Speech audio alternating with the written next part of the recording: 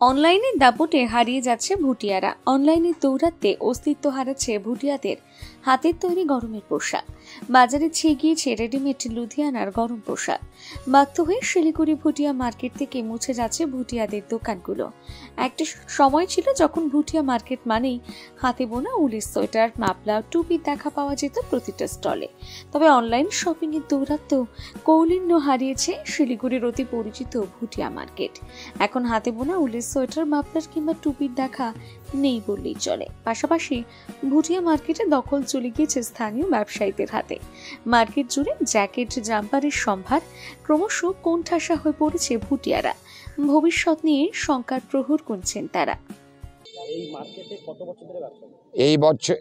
এই বছর নিয়ে 40 বছর রানিং চলছে।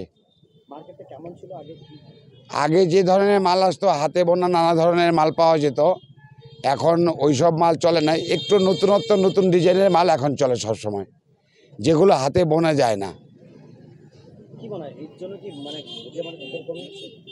এই জন্য